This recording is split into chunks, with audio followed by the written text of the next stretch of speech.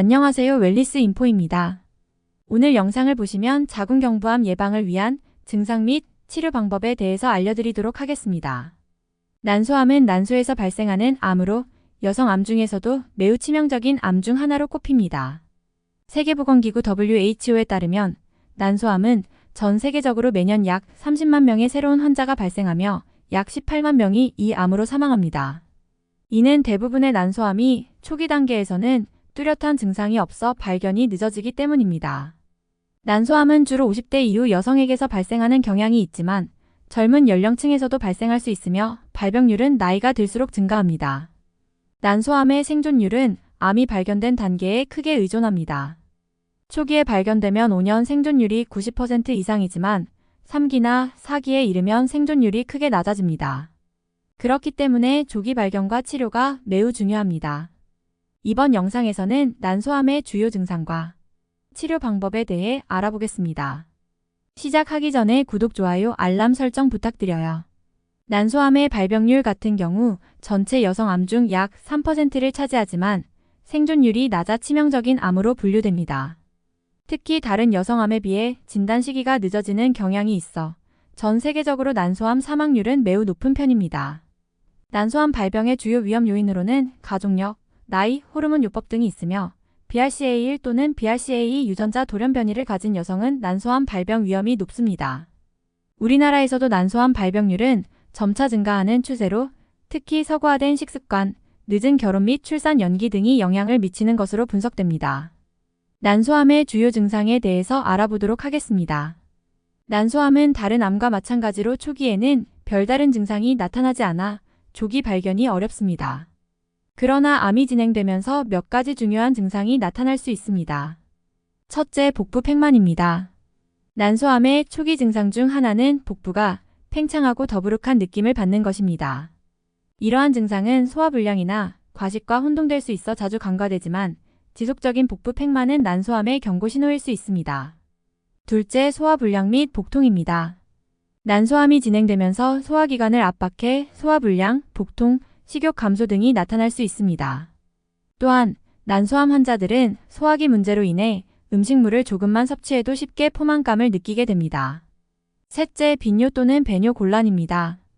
난소암이 방광을 압박할 경우 배뇨에 어려움을 겪거나 빈뇨 증상이 나타날 수 있습니다. 이는 방광 기능을 방해하면서 배뇨 빈도가 증가하거나 소변을 참기 어려운 상황이 발생할 수 있습니다. 넷째, 체중 감소입니다. 암이 진행되면서 음식 섭취량이 감소하고 신체 에너지가 빠르게 소모되면서 체중이 급격히 감소할 수 있습니다. 원인 불명의 체중 감소는 난소암을 포함한 여러 암의 경고 신호일 수 있습니다. 다섯째, 허리 통증 및 골반 통증입니다. 암이 난소에서 골반 부위로 확산되면 골반과 허리 부위에 지속적인 통증이 발생할 수 있습니다. 특히 이 통증이 장기간 지속되거나 점점 심해질 경우 난소암의 가능성을 고려해 보아야 합니다. 난소암의 진단 방법과 치료 방법에 대해서 알아보도록 하겠습니다. 난소암의 조기 진단은 매우 어려운 편입니다. 초음파 검사와 CA-125 혈액 검사가 난소암을 진단하는 주요 방법으로 사용됩니다. 초음파 검사는 난소에 있는 혹을 발견할 수 있으며 CA-125 혈액 검사는 난소암의 바이오마커 수치를 측정합니다.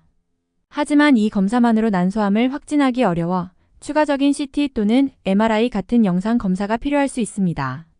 난소암의 확진은 조직 검사를 통해 이루어집니다. 다음으로 난소암의 치료 방법에 대해서 알아보겠습니다.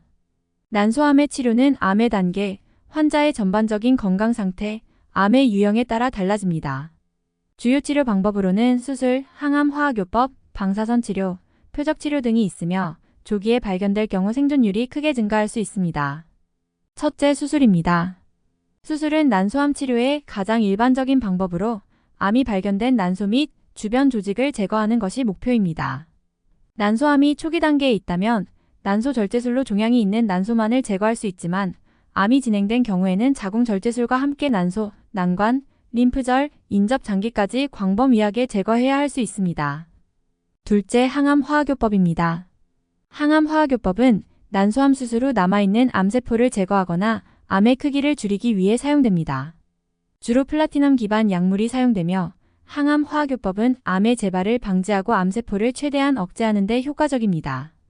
난소암 환자들은 대개 수술 후 화학요법을 받으며 종종 수술 전에 암 크기를 줄이기 위해 시행되기도 합니다. 셋째, 표적치료입니다. 표적치료는 암세포의 특정 단백질이나 유전자 변이를 목표로 하는 치료법으로 최근 난소암 치료에서 큰 주목을 받고 있습니다.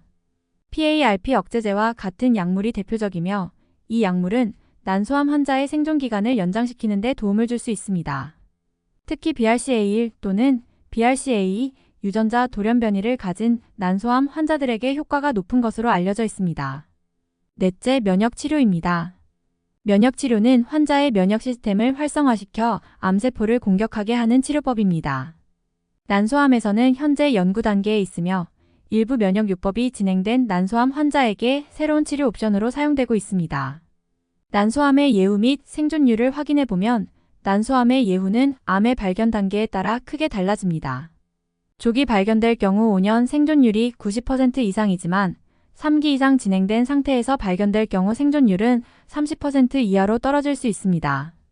난소암은 다른 여성암에 비해 재발률이 높은 편이며 암이 재발할 경우 치료가 더 어려워질 수 있습니다.